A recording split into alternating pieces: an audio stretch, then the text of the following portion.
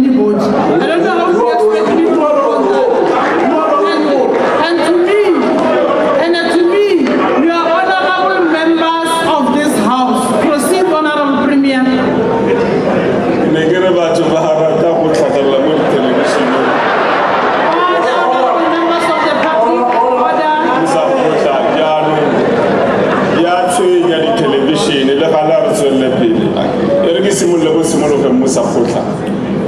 Ke go dumedise ke be ke dumedise le maloko a komiti khuduthamaga ya rona ya province ya Bokone Bophirima ke dumedise maatlatsatona otlhe a ka tswang a le teng ka kwano mo letsatsing la gompieno ke dumedise le maloko a tlotlegang a kgotlatheomolao ya rona ya Bokone Bophirima go dumedise le baeng botlhe bao ba ka tswang ba tswa go dinageng tse di kontle re dumedise le baemedi ba rona ba ntlo ya dikgosi ya Bokone Bophirima ka fa tlase ga boeteledipele jwa ga Kgosi Mabe ke dumedise le barongwapusong ba rona ba ba emetsweng ka kwano ke dimeyara diwipi le babusa kgotla ba rona ba di kgotlaselegae ke dumedise le bao ba emetseng tsa rona tsa tshireletso mo nageng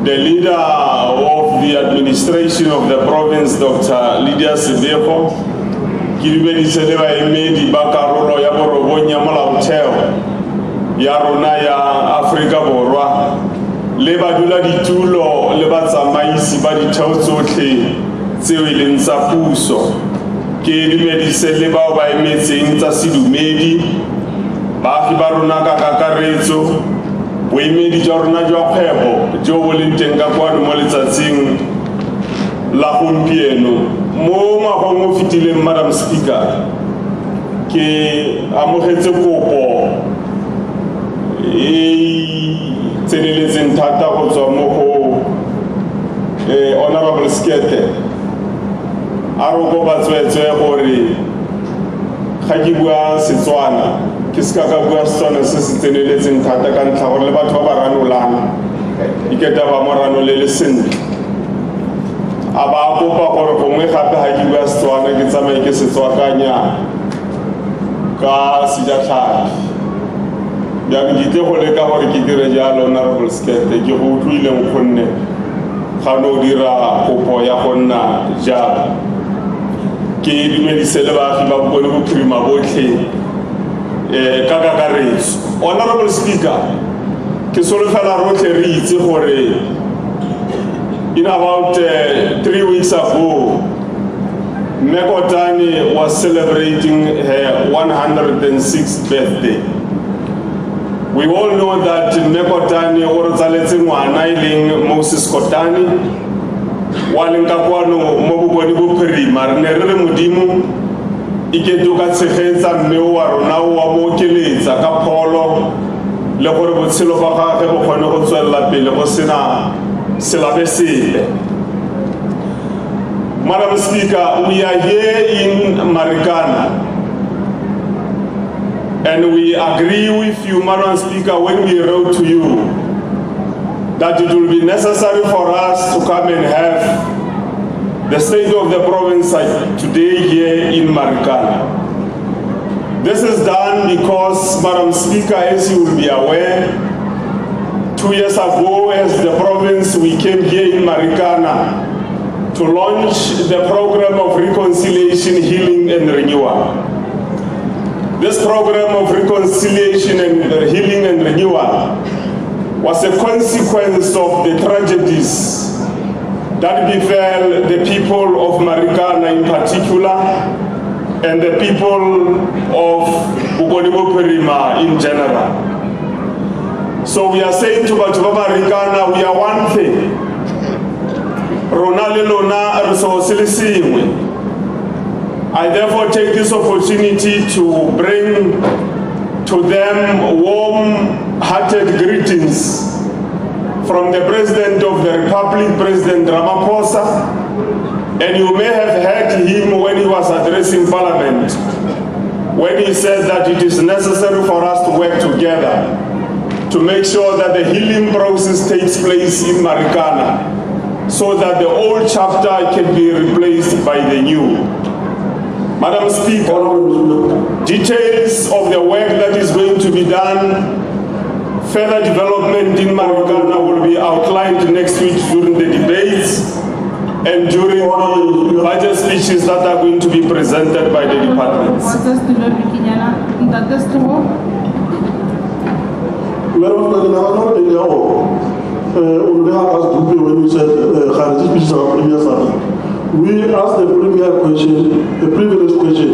Now, whether is he going to apologize to Muhammad Ghana? And you said, Madam Speaker,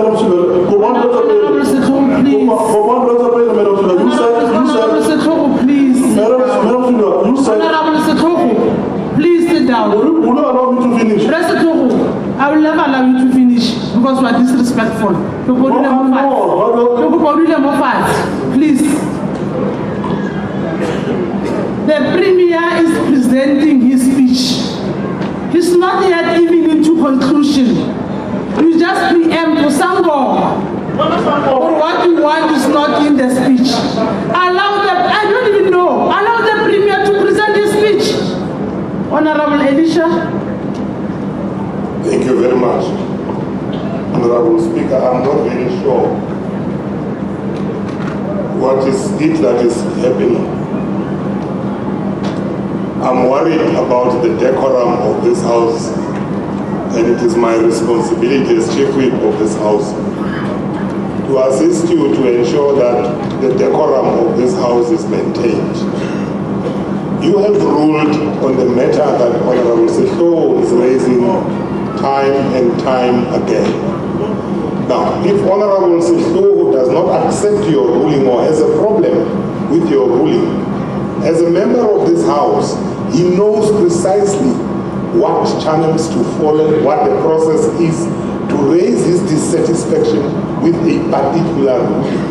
It cannot be that he then wants to Honorable, please. But the Chief Whip is out of order. I further wish to draw your attention. Give you an opportunity to speak. Let other members be allowed to speak. You can't be rude. I further wish to draw your attention, Madam Speaker, to the provisions of the 8th edition of the rules of this House.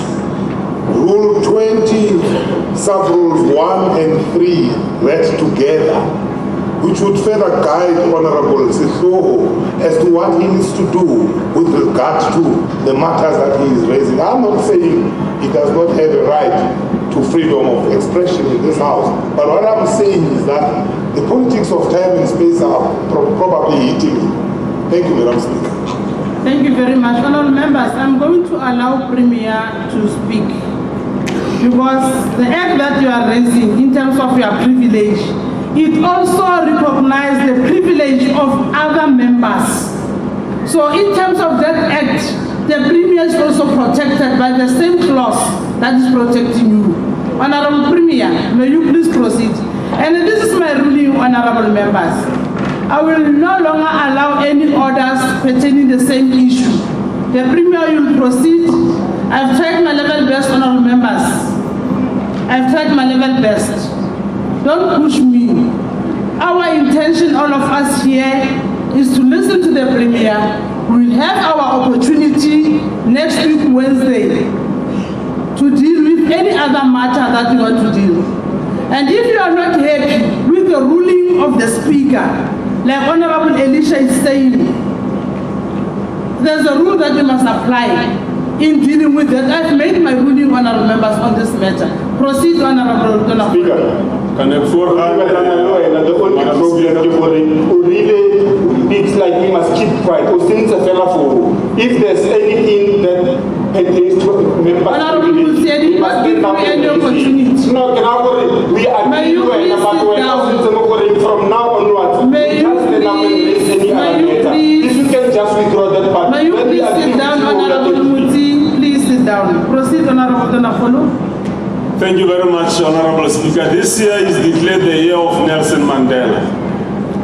And one of the things we should be doing is to learn from his humility as a leader who led this country in the first democratic elections in 1994.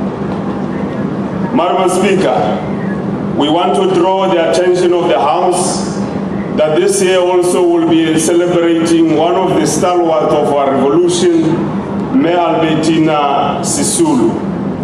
We also want to pay tribute to some of the leaders of the liberation movement and the struggle of the people of this country, like Lillian Ngoyi, Oliver Tambo, Walter Sisulu, Ruth Mbati, and others. Madam Speaker, in the beginning of 2018-2019 financial year, we marked the penultimate year for the term of office of the fifth administration. As we enter this important phase of our service delivery term, it is important that we take a moment to make an appraisal of the journey we have traveled in the implementation of the medium-term expenditure framework as adopted by government for the period ranging from 2014 to 2019. Musa Futa, we would like to anchor the reflection on the work of the FIFA administration to date in the context of the inspirational observation made by Nelson Mandela, and I quote, "I have walked that long road to freedom. I have tried not to falter.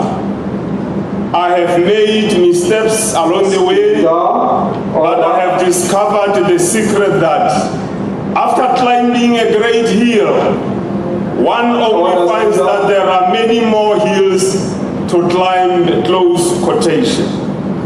Honorable members, allow me now at this point to indicate the progress we've made as we climbed the hills and the mountains since we started in 2014 as the fifth administration.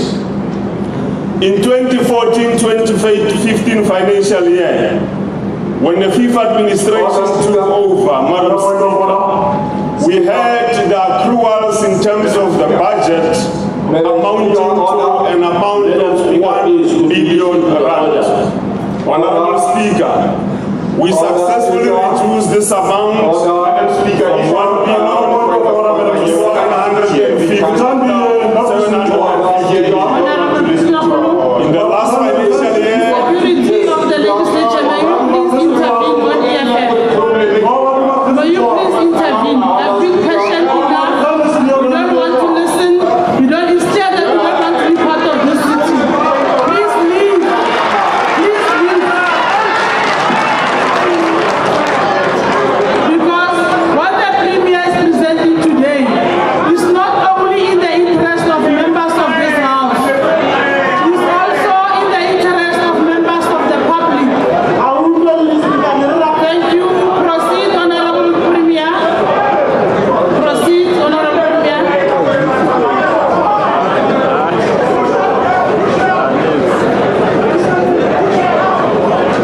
can I continue, Madam Speaker?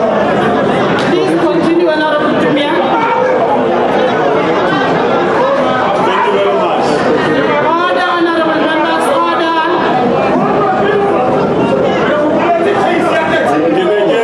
Madam Speaker, when we started as the fifth administration in 2014-2015, we inherited the accruals in government which were close to 1 billion rand. We are happy, Madam Speaker, to announce that after the hills and the mountains that we have climbed, trying to do this particular work, we have been able to reduce the accruals to 750 million in the last financial year. And we have taken a decision, Madam Speaker, that by the end of this financial year, these accruals which we inherited in 2014-2015 should be reduced to not more than 600 million rand. The fifth administration took a good step, Madam Speaker, as early as 2015 and ensured that the 2009-2010 to to 2013-2014 financial year, unauthorized expenditure amounting to 829 million is cleared from the books of the Northwest government. And we want to thank, Madam Speaker, the House, because honorable members participated and cooperated very well here. The legislative process is at an advanced stage to clear the amount of 285 million incurred in 2014-2015. In 2014, fruitless and wasteful expenditure stood at 10.7 billion rand. Honorable members, I am happy to announce that the Provincial Advisory Committee on these matters of wasteful expenditure and fruitless expenditure has engaged all the departments with regard to this particular matter, and an estimated amount of 2 billion rand has been submitted to the National Treasury for consideration and condonement, and I must say National Treasury is working with us very well on this particular matter. These efforts will be sustained in 2018-2019 financial year in collaboration with all the departments, including the Office of the Auditor General. In 2014, provincial departments' average adherence to payments of suppliers within regulated 30 days stood at 80%. In the last 3 months of 2017-2018, Madam Speaker and honorable members, provincial departments recovered and recorded 90% of payment to service providers within 21 days. And I must say we must applaud some of the departments, which are about 5, which have been able to pay service providers within 21 days, and those departments constitute 95% of the departments in the province. When we came in, Madam Speaker, in 2014-2015, we found that many positions of heads of departments were in an acting capacity. We worked very hard, and ultimately we ensured, Madam Speaker, that we were able to fill all those particular vacancies with 100% results. It was only recently that one HOD resigned, and already a process to fill up that particular post is in motion. We also, Madam Speaker, realized when we came in 2014-2015 that the number of women represented in the top echelons of the government was very low. So we took a decision to make sure that we push the agenda of building a non-sexist South Africa, and we are happy to announce, Madam Speaker, that where we are standing now, 50% of HODs in the province is women. This includes the Director General of the province, Dr. Lydia Sibye. Madam Speaker, let us also indicate that in the context of the National Development Plan, we took a position to advance radical socio-economic transformation based on rebranding, repositioning, and renewal of the province, and we anchored the strategic approach on the 5 pillars. I also just want to indicate in that context, Madam Speaker, that having adopted the ACT, agriculture, culture, and tourism, as one of the strategic pillars and one of the strategic concretes in pursuing the economy of this particular province, we had recorded as the province in advancing tourism in the province here, not less than 50,000 tourists coming into the province. And 1 million is estimated that the industry has created some additional 20,000 jobs. All this linked to the various initiatives which we have taken, Madam Speaker, to advance the issue of tourism in the province. We also realize, Madam Speaker, that for us to push the economy and to advance the ACT, we need also to make sure that we push the necessary tributaries and the necessary catalysts which must enter our economy. Therefore, we also had to focus on the issue of electrification. And we are happy to indicate to the House that in 2013-2014, when we took over, the electrification backlog in the province was estimated at 127,000 households. But today we are happy to report that we are now standing at 35,000 households, which then means that the province is on track to achieve its strategic objective. This represents, Madam Speaker, access to electricity in the province are now at 86%. We are only remaining with 14% to cover that particular backlog. So we are getting there. As far as crime is concerned, in 2014 we committed ourselves to make sure that we deal with this particular matter. Now let's indicate, Madam Speaker, that some of our achievements include the decrease of arson by 7.6%, commercial crime decreased by 7.1%, theft in general decreased by 6.4%. In as far as community matters are concerned, we took a decision to open the Sissokotsane Operation Center. And the Sissokotsane Operation Center is not only operational at the provincial level, Madam Speaker, it's also there at the local level. Let's indicate that in 2017-2018 financial year alone, Sissokotsane Operation Center resolved just over 1,500 complaints raised by members of the public. Provincial departments in this regard will provide some of the details. As we indicated when we started the speech, Madam Speaker, Nelson Mandela cautioned that the more successes you register, the more realization that more mountains still need to be climbed. Given the historical legacy of inequality and service delivery backlogs around communities, it is only fair to accept that we will not have been able to address all challenges in time we have had since 1994 and specifically since the coming in of the FIFA administration in 2014. As we navigate through and climb the many more mountains ahead of us, the FIFA administration is committed to increase the speed and urgency of doing our work. And some of the things, Madam Speaker, which relates to our systems will include the following. Strengthening accountability and consequence management, and ensure that with effect from April 2018, all the performance contracts of accounting officers will include the following financial management indicators, which will be monitored on a monthly basis.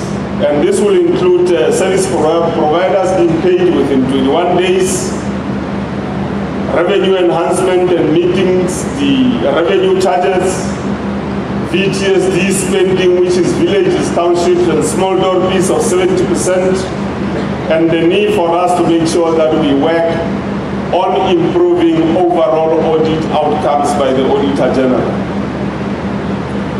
As far as the villages, townships, and small dorpies economic development is concerned, Madam Speaker, in summary, we just want to indicate, honorable members, that we took a decision in 2014-2015 to identify agriculture, culture, and tourism as one of the most important concrete to push our economy forward. The growth of our economy has confirmed that we were right. As we speak, Madam Speaker, our economy has now grown by 3.4% during the first quarter of 2017, followed by another 4.9% for the second quarter and another 4.3% for the third quarter. During the same period, the national economy was growing at -0.6%. for the first quarter, 2.8% for the second quarter, and 2% for the third quarter. So you can see that the economy of Bokonibu Pyramid is growing above the national average. So we are doing well.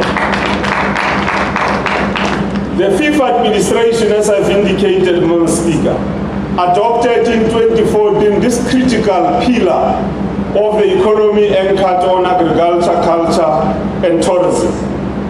And as I say, we are correct. And I just want to quote President Ramaphosa when he was addressing Parliament last week, and he says, and I quote, "As agriculture made the largest contribution by a significant margin to the improved growth of our economy in the second and the third quarter of 2017, close quotation." This is what was said by President Ramaphosa last week. We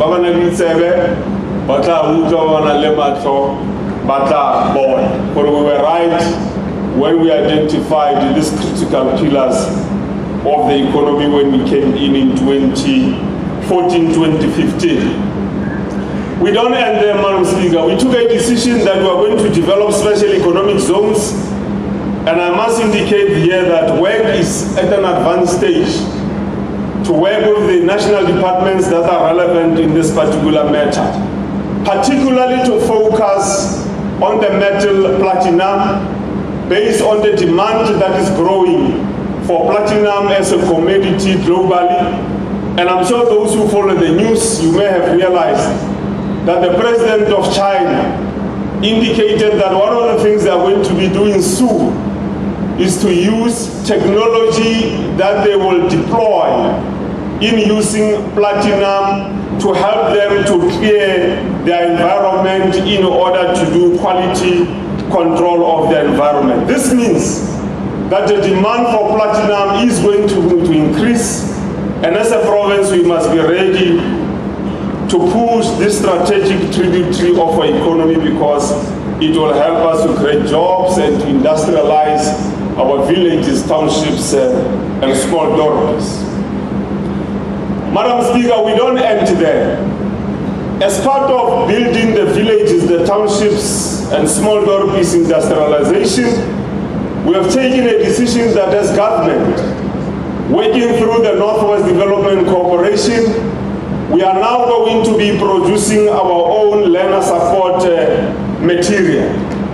And work in this regard is at an advanced stage to make sure that these potential jobs that are 100, as far as that creation of that industry is concerned, we speed it up.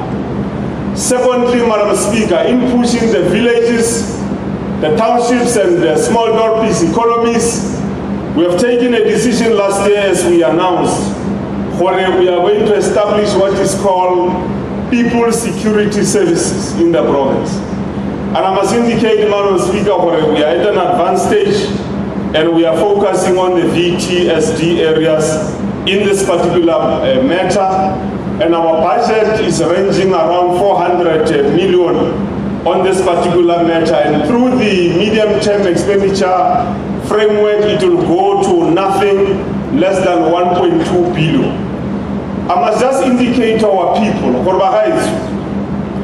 ga re tlisa ditšhono tse tsa dikgwebo tse di buang ka tsona tse, re tle go le kopa gore re se ka ra dirisa bopelotshele ka ntlha gore bua jaana e le gore this project we have started it, part of it is being implemented as we speak in the province, and the training is taking place in Swahili.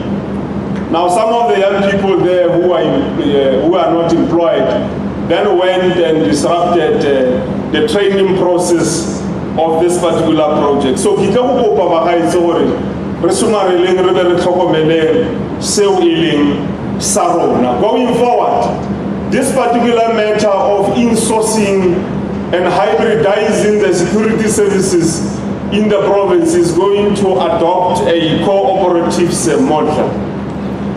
You will also remember, honorable members, that last year we announced that Chicken Bed Holdings, we are in discussions with them to make sure that we have a shareholding in that company as government. What we can indicate there is that we are at an advanced stage, in as far as this particular matter is concerned, and we will ask CBH to complete all the necessary analysis in as far as the impact economic study is concerned, because we can't be overpricing because it is government that is coming into the picture. One of the things we said, Madam Speaker, is the VTSD, villages, townships, and small dormitories retail economy and the opening of bakeries in the province. We also indicated last year that as far as agro-processing is concerned, we are going to make sure that it also focuses in the villages, the townships and the small dormitories, so that small-scale agro-hubs across the province can begin to emerge. In this regard, Madam Speaker, we must indicate to the House that one of the things we are going to be doing is to make sure that we have a feedlot system, feed bank, abattoir scheme in the province, working together with both the commercial and the small-scale farmers across the province as part of the Samwerk Samtrek philosophy, which we adopted in 2014. We did not end there, Madam Speaker and honorable members. We took a decision that for us to help our farmers, both commercial and emerging, we must work together to establish the Northwest Agricultural Fund, which will then help our members to move forward in this particular result. 110 million rand has been set aside for special economic development zones, and I hope that part of the announcement that was done by the Minister of Finance a day before yesterday includes this particular matter, because if we exploit optimally this particular opportunity, we can then make sure that value that is up to 4 billion rand is created in the province, so that we can create jobs whose potential is over 6,045 in the province when we realize that particular objective. Madam Speaker, we took a decision that to confront unemployment that is facing our people, we will establish youth entrepreneurship services, which is YES, with special focus on the villages, the townships, and the small dormitories.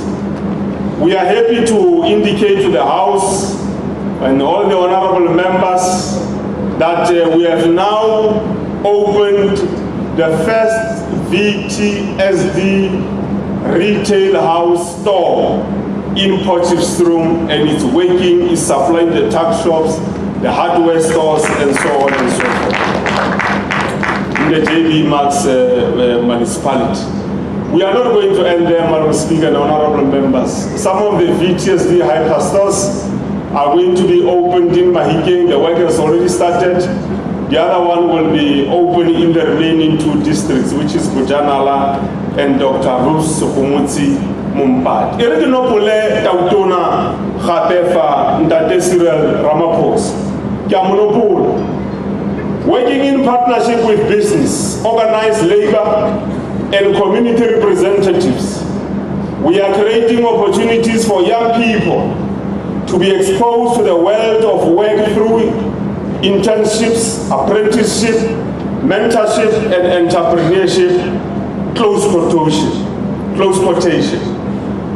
Now, you will also realize, honorable members, President Ramaphosa made a pronouncement around youth employment services, which he says is a program which is going to be launched in the next 21 days or so. So you will now realize that we had already started our YES in 2014-2015. This means that the Bokonibo Pirima YES will be coming together and converging with the national government YES. It's just that they are not youth entrepreneurship services, they are nationally youth employment services, but the strategy and the objective is one, to deal with youth unemployment and skills development in the country. What we have done to pursue this objective that the President is talking about, We have made sure, Madam Speaker, that we establish a sustainable service delivery based at work enterprise combo last year, which has benefited over 1,600 young people in all the 4 districts here in the province. Now, as part of Sizukuzana, and in the context of villages, townships, and small dorpies, we will establish a youth employment program through the Northwest Development Corporation, and this program will act as a platform for job creation, enterprise development, and opportunity management. The Premier has taken a decision that he will, on a quarterly basis, meet with young people to have a conversation on matters of entrepreneurship development, science, technology, innovation, and sports, so that young people themselves, through this engagement, they can come up with ideas on how we can resolve some of the challenges that we face around unemployment. Now, we don't go the private sector here in the province to come to the party. When Donakolo goes around the province and meets these young people, you big business, you must join us so that we can help these young people to get out of unemployment. Madam Speaker, we made a pronouncement last